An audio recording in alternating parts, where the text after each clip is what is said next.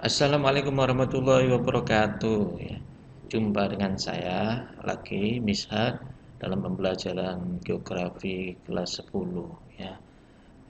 Kali ini kita akan membahas tentang peta dan pemetaan. Ingat ya, peta dan pemetaan bagian satu ya.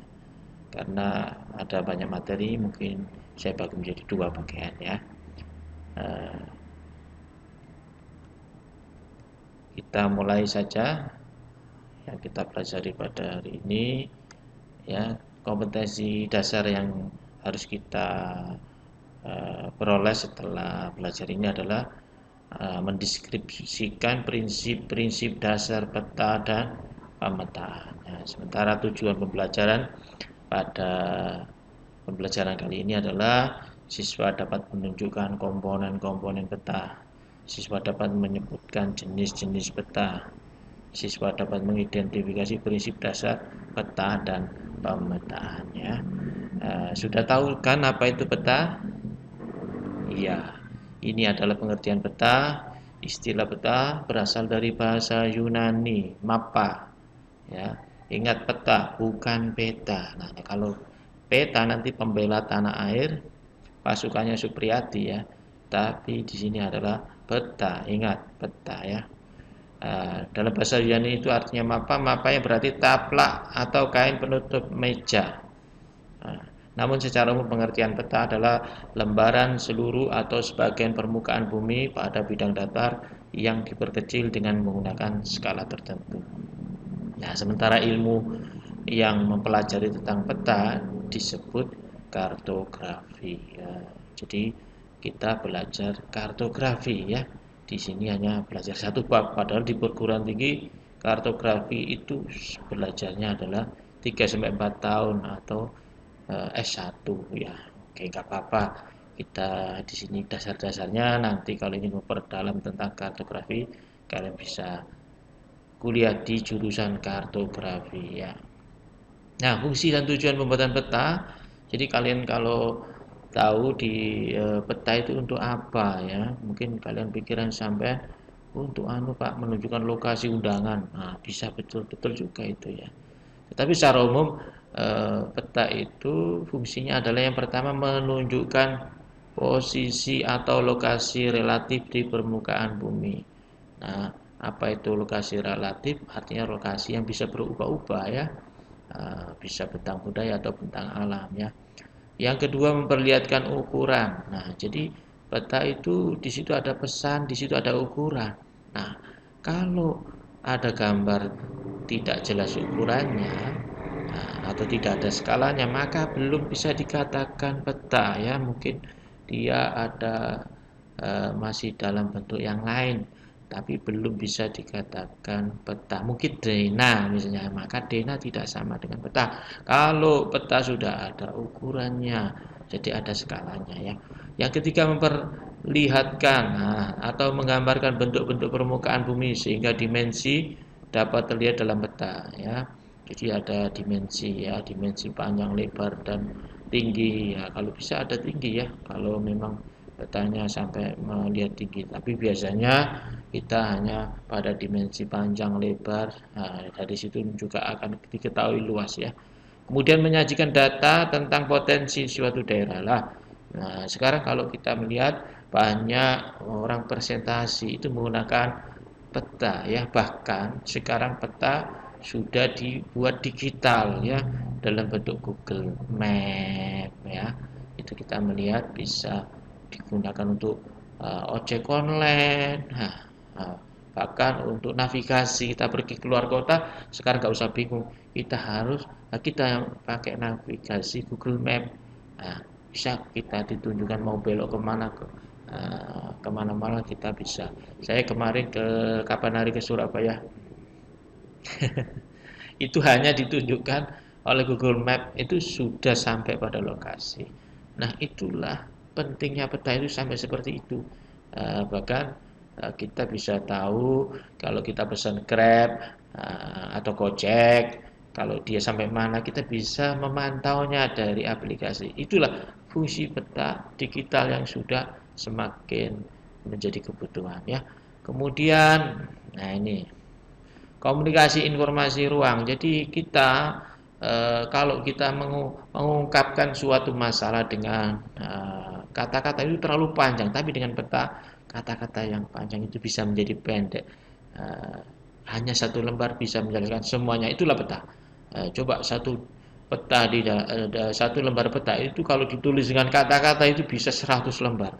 Nah, oleh karena itu efisiensi kita presentasi menjelaskan suatu masalah itu sangat efektif bila menggunakan peta. Nah, ini jadi ada istilah informasi aja.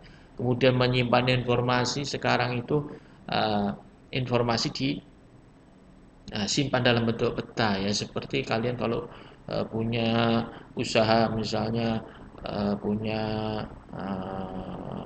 stand kebab misalnya ada di beberapa lokasi di Indonesia, maka kalian buat titik-titik lokasi dari stand kebab itu bisa disimpan dalam bentuk peta ya. Kemudian yang ketujuh adalah analisa data spasial. Nah, jadi peta itu fungsinya adalah untuk analisa data spasial. Apa spasial? Spasial adalah keruangan ya. Nah, kita tahu sekarang kita belajar tentang jenis-jenis peta. Nah, peta itu ada berdasarkan isi, nah juga berdasarkan skala ya. Nah, berdasarkan isinya, peta itu dibagi menjadi peta umum. Nah, seperti ini contohnya ya.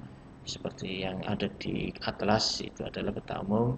Kemudian ada peta tematik. Peta tematik itu sudah punya tema khusus tertentu ya. Kemudian ada peta topografi atau peta ketinggian tempat atau peta korografi ya. Ada juga peta korografi ya. Peta korografi itu apa? Yaitu peta yang menggambarkan seluruh atau sebagian permukaan bumi yang bercorak umum ya. Biasanya peta korografi berskala 1:250.000 sampai 1:1 juta ya. Nah, ini seperti ini peta korografi gambarnya ya.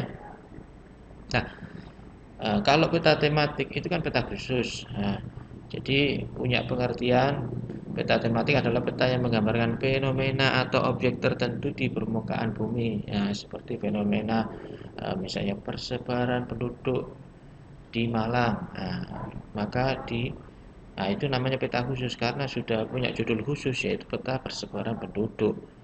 Nah, itu namanya peta tematik atau peta persebaran flora dan fauna. Itu berarti peta tematik ya. Oke. Nah, ini sudah dicontohkan ya peta kepadatan penduduk, peta curah hujan, peta tata guna tanah, itulah peta tematik yang sudah punya judul-judul yang tertentu ya. Nah, ini peta curah hujan gambarnya seperti ini. Nah, jenis peta yang lain berdasarkan skalanya yaitu yang pertama adalah peta kadaster. Ya, kadaster ini peta yang skala yang paling besar ya. Skalanya 1:100 sampai 5.000 ya. Ingat, bicara skala itu semakin kecil angkanya berarti semakin besar skalanya ya. Oh, sekarang saya tanya, besar mana peta skala 1:1000 dengan 1:10? Nah, maka yang besar adalah 1:10. Mengapa? Karena perkeciliannya hanya 10 kali. Kalau 1:1000 berarti dikecilkan 1000 kali. Maka yang lebih besar skalanya berarti angkanya lebih kecil kan seperti itu. Nah, tapi nggak ada 1:10. Peta itu paling kecil 1:100. Itu wajah sudah besar sekali. Nah, misalnya peta sertifikat tanah itu biasanya menggunakan skala kadaster ya atau peta kadaster. Kemudian yang kedua peta skala besar ini adalah skalanya 1:5000 sampai 1:250.000. Nah, ini biasanya digunakan untuk contoh peta kelurahan atau peta kecamatan ya. Peta skala selanjutnya yang ada peta skala sedang dengan skala 1:250.000 sampai 1:500.000. Contohnya peta kabupaten atau kota, peta provinsi. Kemudian ada peta skala kecil, skalanya 1:500.000 sampai 1:1 juta. Ya, ini peta negara itu biasanya menggunakan peta skala kecil. Nah, yang paling kecil skalanya namanya adalah peta geografi. Itu skalanya lebih dari 1 juta. Jadi 1 juta, 1 banding 1 juta senti. 1 juta senti di lapangan sama dengan 1 senti di peta. Itu paling kecil. Biasanya ya peta dunia itu yang menggunakan skala peta geografi namanya ya. Oke.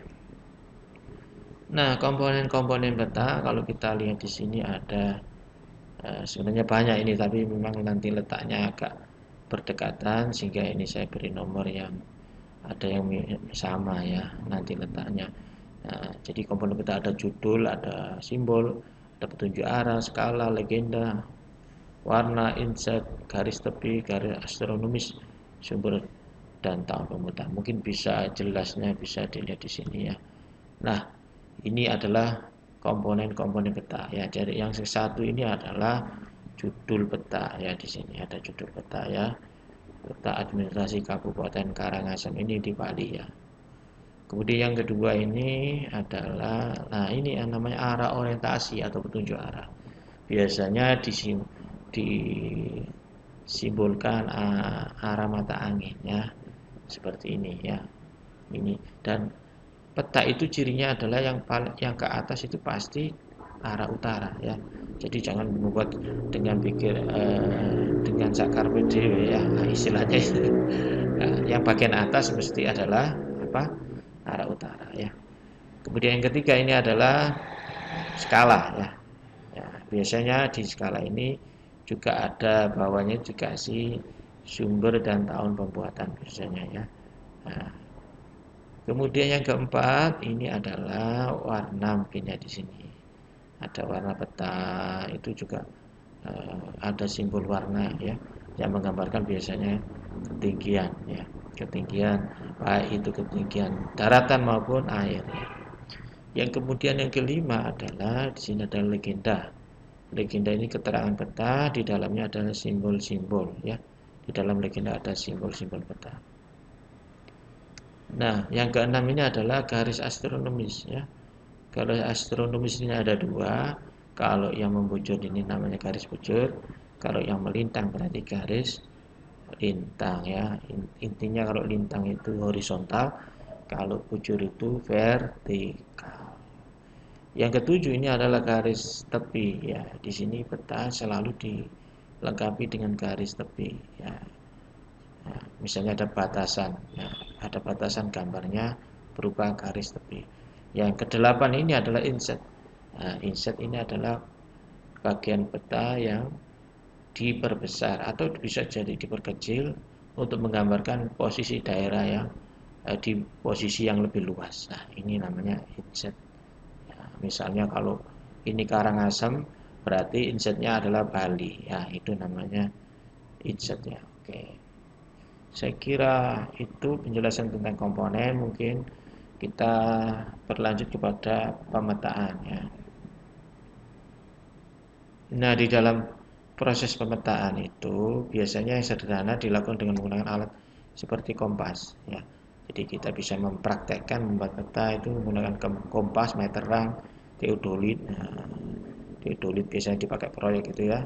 Pemetaan yang dilakukan dengan cara seperti ini dikenal dengan istilah pemetaan terestrial atau lapangan ya.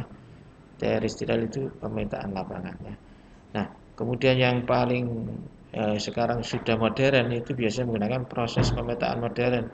Ini dapat dilakukan dengan menggunakan teknologi penginderaan jauh. Nah, seperti sekarang peta itu bisa dibuat dengan cepat dengan proses pemetaan dengan teknologi penginderaan jauh, dan itu menghasilkan peta digital seperti Google Map.